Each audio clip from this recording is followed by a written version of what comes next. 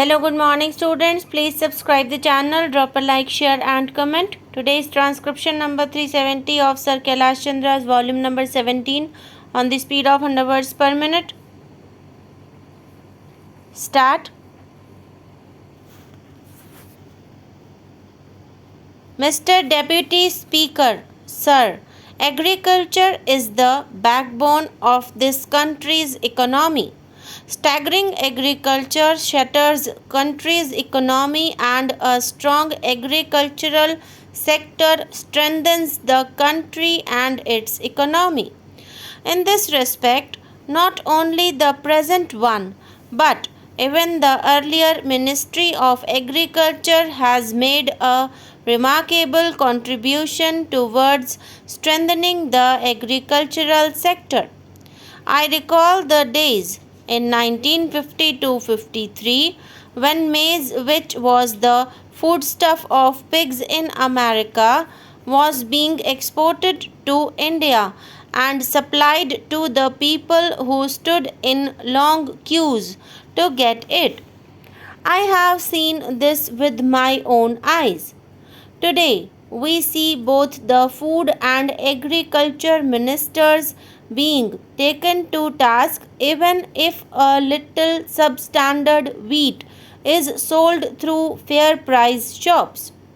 Along with the farmers, the officials of the agriculture ministry deserve appreciation for the progress made in the field of agriculture.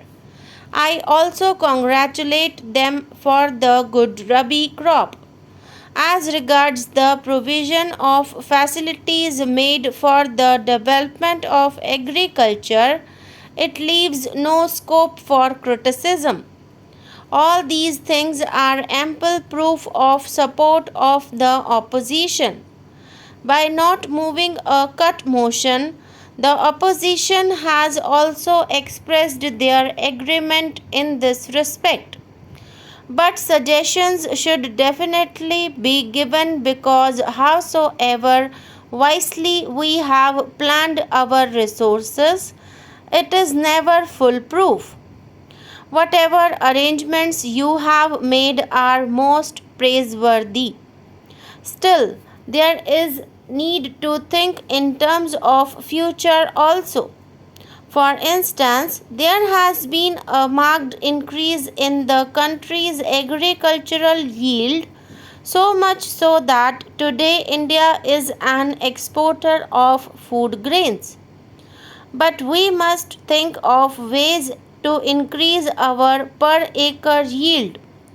The question before us is whether we can increase our per acre yield in proportion to the increase in population. I would like to mention that the Honorable Agriculture Minister has performed the role of an able administrator and a chief minister. Today, the country's public looks to him with high hopes. May I know from the Honorable Minister if we are in a position to increase our per acre food grain production?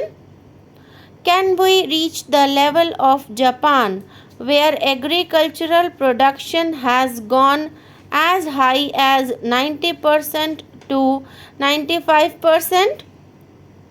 Can we plan a manifold increase in the production of wheat? Considering the rate at which our population is increasing, the present yield will be insufficient to feed the masses of this country.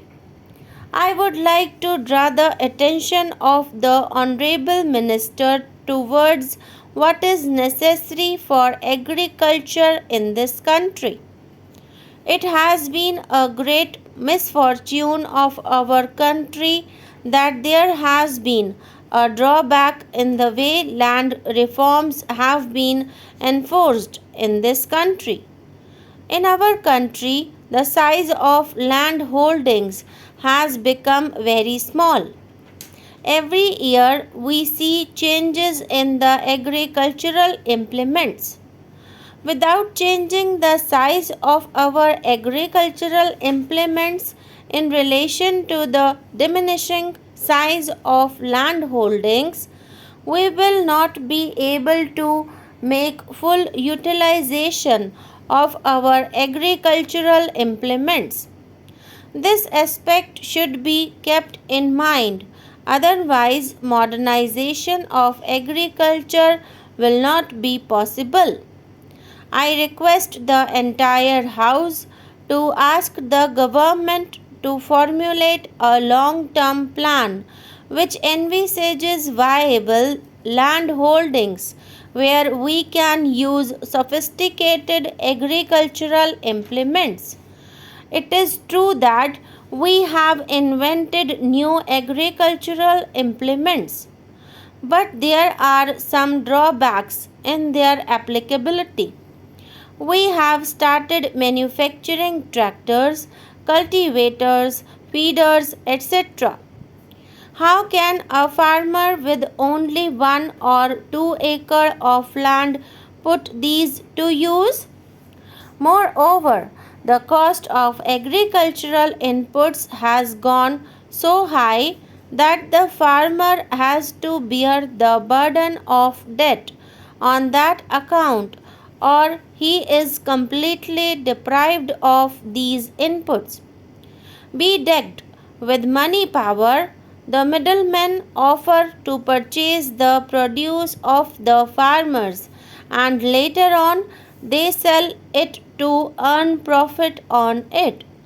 In this way, small farmers are exploited by the middlemen. What I want is that the government should formulate a scheme wherein modern agricultural implements are used by a cluster of 5 to 10 villages so that small farmers can make use of them at a lesser cost. The second most important input for agriculture is fertilizer and seeds.